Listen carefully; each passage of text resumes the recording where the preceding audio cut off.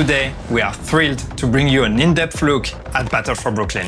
Battle for Brooklyn expands the Division franchise with a gripping new story. Whether you're a veteran eager to dive deeper into the narrative or completely new to the franchise, the DLC has something for everyone.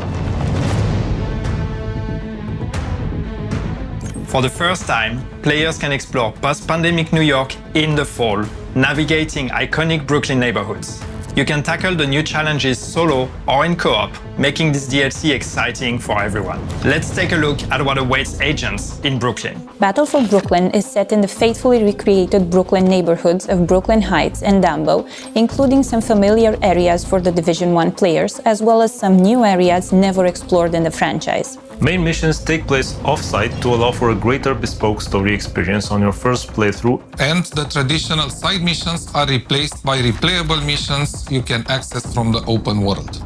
To experience everything that Battle for Brooklyn has to offer, it will take approximately 6 to 10 hours, especially if you want to discover all the activities we have prepared for you, including 4 control points, 12 living world activities, 10 bounty locations, 8 hunter readers, and a new set of collectible bounties. We're going back to Brooklyn because sometimes you need to go back to where you started to see how far you've come. A lot's happened in Brooklyn since the prologue of Division 1. People have moved over, trying to escape the chaos of Manhattan, and they're looking to build a new life, make a change. Coming to Brooklyn in the fall is absolutely significant to our story. It helps us show the passage of time and our characters and players' evolution as we approach the 1-year anniversary of activation. To bring autumn to the Division 2, we had to investigate firstly the vegetation and the weather. Via the foliage, we are dressing the city in warm autumn colors. For the weather, we have crafted something specific to Brooklyn. We went for a mix of warm weather with golden light and, of course, something moodier to try to capture the autumnal contrasts. For Washington Street, the iconic starting area in the Division 1 overlooking Manhattan Bridge, we wanted it to still feel familiar to the players, but also really show at a glance how time has passed and hint to what might have happened in the meantime. The bridge is the heart of Brooklyn, and the people there have pooled talent and resources that our hostile factions would like to acquire. There, you'll be tasked with protecting the people who built the settlement. Some of the characters you'll meet at the bridge throughout the campaign are familiar faces like Theo Parnell and Dr. Candle, and a brand new face that we've really only heard her voice, Agent Hoskins.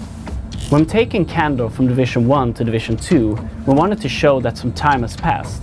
She's still wearing her same old ID badge, but it's now more worn and has some wear to it. And my colleague Marie's ID badge here at Massive actually proved as a perfect reference for this because it has seen some better days. When designing Melanie Hoskins, we wanted to make sure that you can recognize some of her backstory and her character design. So we gave her a very cute bracelet that says Mom that she wears that were made by her 4-year-old son Freddie. And throughout Brooklyn, we've hidden all these character backstories in their character designs. The settlement evolves throughout the campaign in multiple stages. What we wanted to capture here is the feeling of community coming together, building and protecting themselves. Brooklyn was hit by the hurricane alongside Manhattan, only here things happened a bit differently. For some areas, the people in Brooklyn have come together to protect the shoreline from the hurricane, so its impact on the city has not been the same as in Manhattan. Moreover, the community has also started cleaning up after the storm. People in Brooklyn strive to rebuild their lives. They are looking into covering their base necessities in terms of food and water, so they are using the available space inside the city to do so, including the rooftops. In the DLC, players will actually be facing an enemy that they are usually used to, or that they have been fighting already, and that's the cleaners. But there's a special twist on those cleaners, because they actually have a new weapon, which is what we call the Purple Flame. People might be familiar with the idea of the Purple Flame. Those who have played the Incursion, the Mirror Estate, they might have seen that already. This is something we introduced back then. But in this DLC, in Battle for Brooklyn, the cleaners have been able to find ways to mass produce this weapon, and this is really their main way of bringing destruction. This is how they've launched the assault on Brooklyn now, using that new weapon to really try to erase Brooklyn from the map. So as an agent, you have to go there, not just face the cleaners as you know them, but face the cleaners with that extra level of threat and of danger because of the Purple Flame. In-game, what this means, basically, is there is a new effect that is added to the usual fire effect you would get from the cleaners. Every time you face a cleaner that uses Purple Flame, you're not only going to be set on fire, but we're also adding a corrosion effect. And this corrosion, what it does is it's basically reducing your max armor. So the longer you engage in a fight against cleaners with Purple Flame, the lower your armor gets. And even if you use armor kits, even if you try to heal, you're only going to be able to go as high as what your new maximum is. And that maximum keeps decreasing the longer you fight them.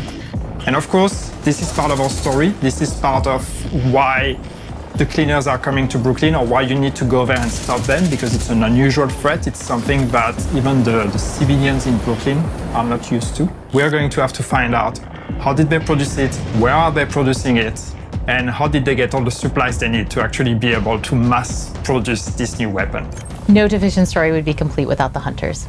In Brooklyn, we have 8 new riddles and 8 masks that you can unlock, if you're willing to take on the challenge. For the Brooklyn Hunters, we wanted their uniforms to actually match their mask designs a bit more than they usually do, and that will also echo into the game design of the puzzles that unlocks them. We wanted to create a cohesive theme while maintaining the amazing classic hunter look. Control points are a big part of the open world. With Brooklyn, we've taken them one step further. Based on faction ownership, players can expect a different challenge every time they encounter the same control points. Each hostile faction has its own unique ingredients. The cleaners have the Purple Flame, while the Rikers also have some surprises up their sleeve.